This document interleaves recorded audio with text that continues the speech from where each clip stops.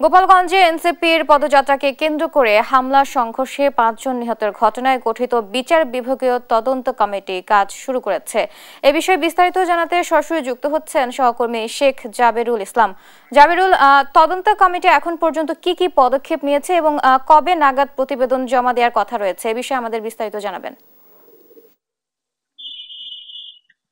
বুবলি, আপনি জানেন যে গত ১৬ জুলাই গোপালগঞ্জে এনসিপির কর্মসূচিকে কেন্দ্র করে একটি সহিংসতার ঘটনা ঘটে। এ ঘটনায় গত ২৪ জুলাই সাবেক বিচারপতি ডক্টর তারিককে প্রধান করে ৬ সদস্যের একটি তদন্ত কমিটি গঠন করে। সেই তদন্ত কমিটি গতকাল গোপালগঞ্জে এসে পৌঁছান এবং গোপালগঞ্জের বিভিন্ন স্থান ঘুরে দেখেন। এখন আমি আছি গোপালগঞ্জ সার্কিট হাউজে।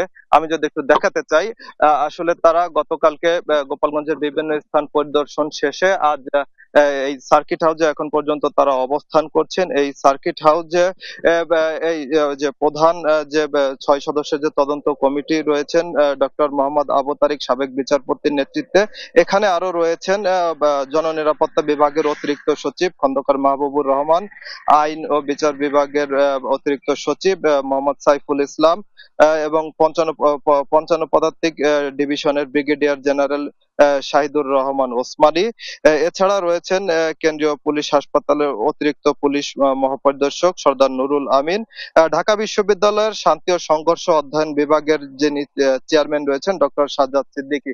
তারা গতকাল গোপালগঞ্জের বিভিন্ন যে সকল স্থানে সদর উপজেলার উলপুর এলাকায় যে পুলিশের গাড়িতে অগ্নিসংযোগ, জেলা প্রশাসকের বাসভবনে হামলা, অগ্নিসংযোগ এবং জেলা কারাগারে যে ভাঙচুরের ঘটনা এবং এনসিপির পদযাত্রাকে কেন্দ্র করে যে পথসভার যে স্পটটি ছিল সেখানে সেখানে যে হামলার ঘটনা ঘটেছে সে সকল স্পট ঘুরে দেখে সন্ধ্যার সময় জেলা প্রশাসকের কার্যালয়ে সাংবাদিকদের সাথে তিনি কথা বলেছেন।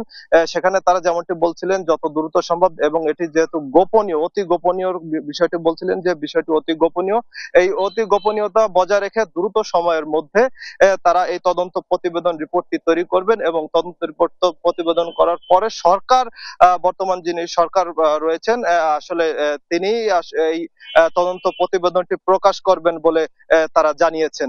এই ছিল আমার কাছে গোপালগঞ্জ থেকে তদন্ত কমিটির গোপালগঞ্জ সফর এর সর্বশেষ। বুবলি।